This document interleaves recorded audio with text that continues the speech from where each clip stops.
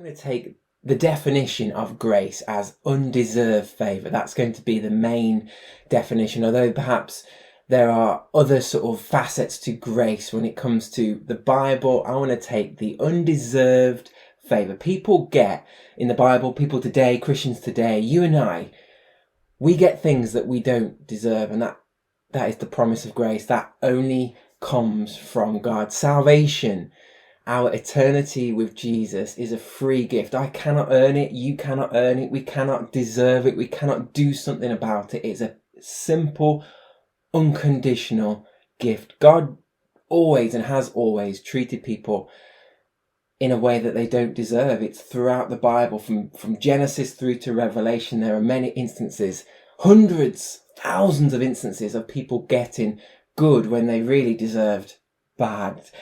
Bring it into modern day context. I know tonight's game, England versus Italy, is a result of the semi-final this week in which England beat Denmark. You may have watched it. Most people probably did. But the question is, did England deserve it? Did England deserve to get through? There was an own goal. There was a dubious penalty. There was incidents kind of with a laser pen on the goalkeeper's face. England fans booed the Danish national anthem. Did we deserve to go through? Now, you might argue perhaps Denmark played better than we did, and maybe they deserved to go through. But actually, as an England fan of 20 plus years, and those that have been around for the last, well, potentially the last 55 years since England actually won a tournament, we've been unlucky in many occasions. We've sometimes deserved to win when we actually lost.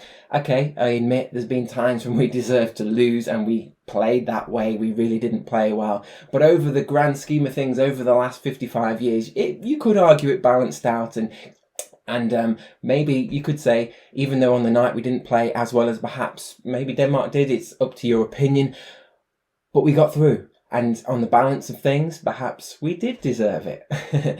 But life is full of these kind of scenarios, these dilemmas about people. You know, you watch the news about somebody who's committed a crime and you hear about the sentence, how long they've had in jail. And so often we kind of maybe in some circumstances feel disappointed. That person should have got way more than they got. Or flip it the other way around. Sometimes people get wrongly imprisoned and they get sentenced for things or for lengths of sentences that really they don't deserve.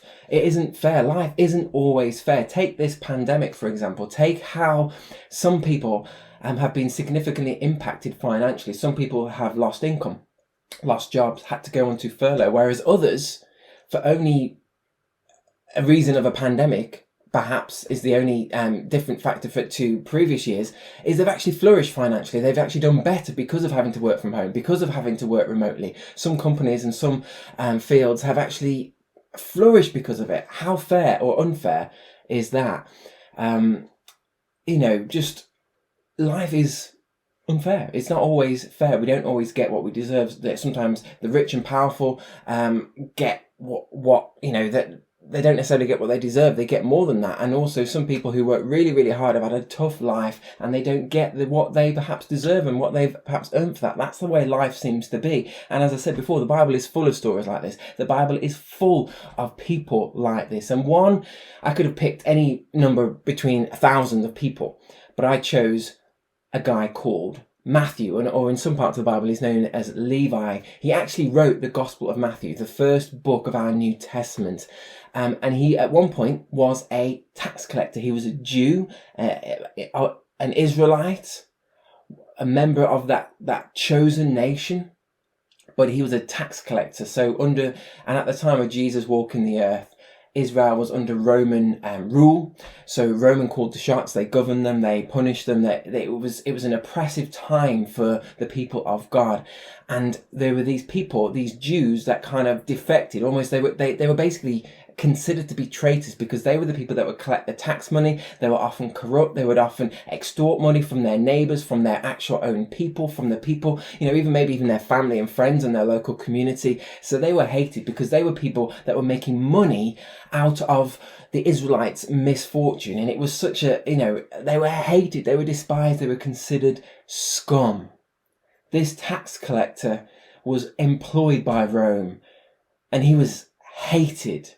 And eventually, as I'll get onto, he wrote part of the Bible and he meets Jesus. We can pick up the story of Matthew, his story. He's the writer of these words in the Gospel of Matthew, but he takes a few sentences to talk about his first encounter with Jesus. And it comes in Matthew 9, and it says in verse 9 through to 13, as Jesus was walking along, he saw a man named Matthew sitting at his tax collector's booth.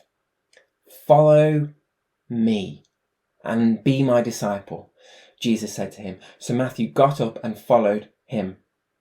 Later, Matthew invited Jesus and his disciples to his home as dinner guests, along with many tax collectors and other disreputable sinners. But when the Pharisees saw this, they asked his disciples, "Why does your teacher eat with such scum?" When Jesus heard this, he said, "Healthy people don't need a doctor, sick people do." Then he added, "Now, go and learn the meaning of this scripture. I want you to show mercy, not offer sacrifices. For I have come to call those who think they are righteous." Sorry, not those who think they are righteous, but those who know they are sinners.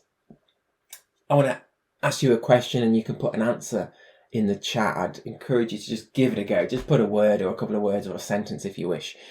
Question is this: how do you think the other disciples would have reacted to Jesus calling a tax collector to join them? How do you think they would have responded to Matthew, a traitor, joining their ranks? In fact, almost to rub salt in the wound, Jesus called them in using the same words that he used to call them. Come, follow me and be my disciple. I think what we can learn from this story and this account, when I say story, I don't mean like a fairy tale. I mean an actual real life human being. And there's so much evidence. The writer is writing about himself. There's archaeological and documentation to prove that these are words that aren't just stories and fables and even a parable. This is reality. So Matthew's writing about himself, and he writes, and most of his gospel reflects the level of grace that he received. And then he approaches the number of people in his account that he references and he highlights and he champions that were people that didn't deserve Jesus' favour, but they got it because Jesus is full of grace and his promise of grace extends to them. Now, the promise of grace is for everyone. Jesus chose the outsiders, the rejects, the edges of society. Just look at the scum and the rough-edged people that he hung out with, the prostitutes, the sinners, the immoral people, the people that had made mistakes, the people that were overlooked, the sick, the lepers, the broken, the needy.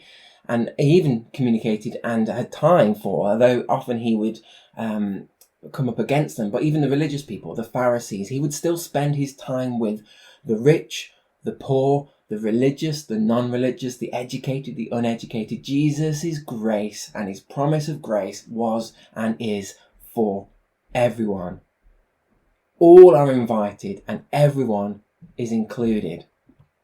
So my first observation of three, as often there are in messages like this, there are three observations that I want to bring to you. The first one is this: the promise of grace is unconditional.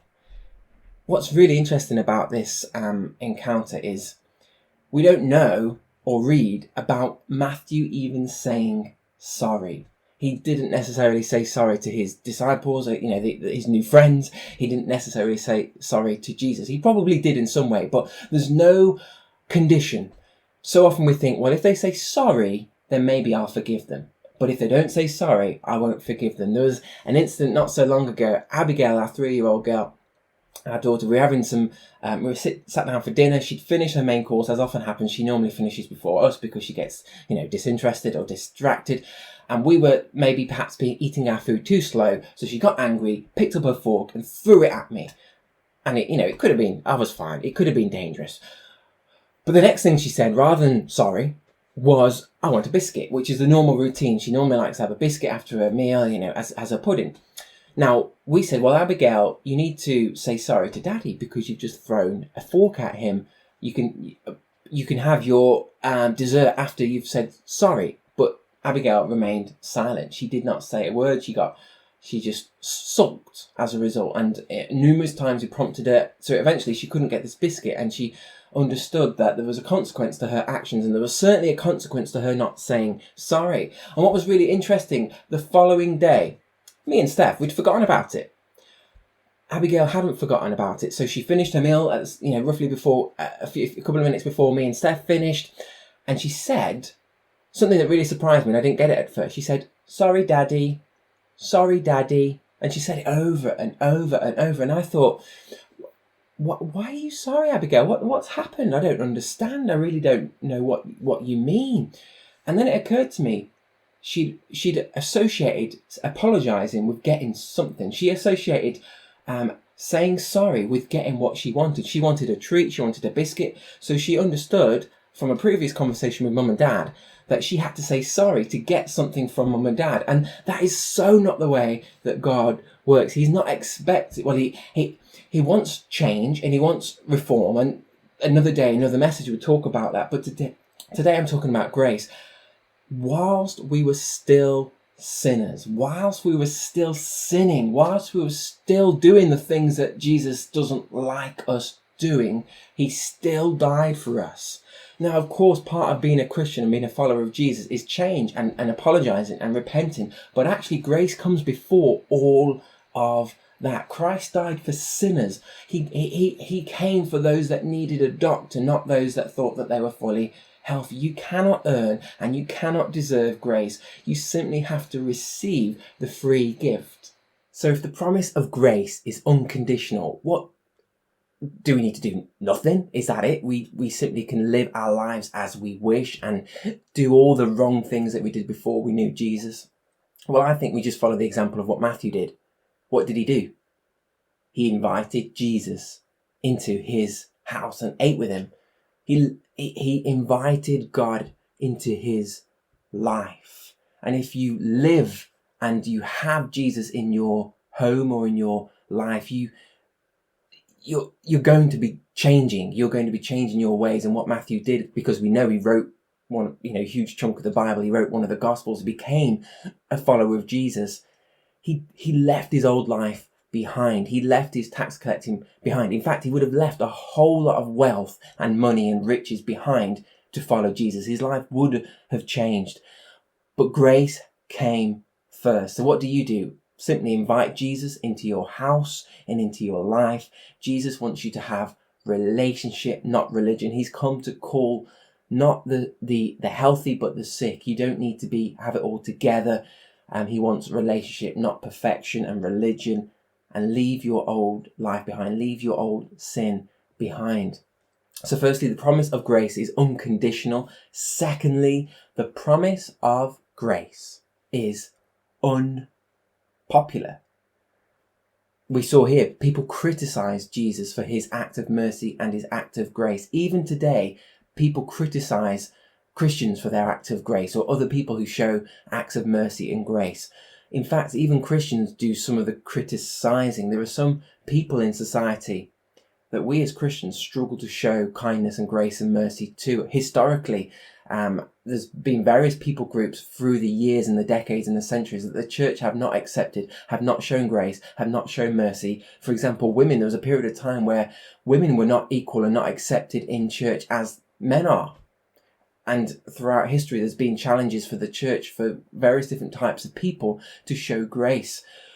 It's unpopular. Grace is difficult. It's hard because I think partly us humans, we value justice and rightness. We understand right and wrong and we want what is right to happen.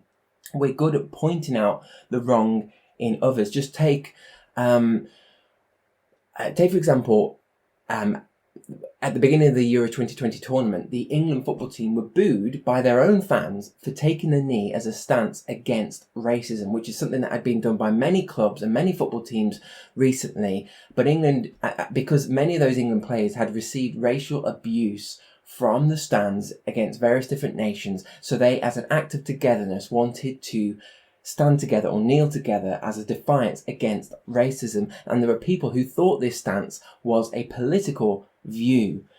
and they pointed out what was wrong in what many people saw as a great thing to do and an important thing to do. They decided to see what was wrong, and they pointed out the fault and declared that it was a political statement, when actually they completely missed the grace in it, and nobody listened to their opinion about it being a political stance. In fact, people condemned them for what they did, and their message was lost because of their ungrace. Christians find it, and the church can find it so easy to boo other groups and other people, and to metaphorically, symbolically boo and condemn and point the finger at others, and we miss an opportunity for grace. What we stand for can get lost when we stand against someone else. Take a politician, for example, who all they do is criticise and stand against somebody else's policies, and we never hear what their policies are. Even again, going back to England fans booing, they booed the Danish national anthem. Their act of defiance and their act of booing does not prove that they love England. In the same way, when Christians come against other people and other things, and they boo other people groups, it doesn't prove that we love Jesus and love God anymore. It just shows a lack of grace. So we as Christians and as a church are challenged and called to be dispensers of grace. Look around. Do people deserve grace? Do I deserve grace? Probably not. We're all equal in that. Look at some of the heinous acts on the news and the horrendous crimes that are committed. But like Jesus, we're challenged and called to see through the sin and see the sinner. God is the one that brings about justice, not us. He is full of grace and full of truth. He is a just God. He will do that. We don't have to. So let's be known as people of grace. The promise of grace is for everyone. First point, the promise of grace is unconditional. Secondly, the promise of grace was and still is unpopular.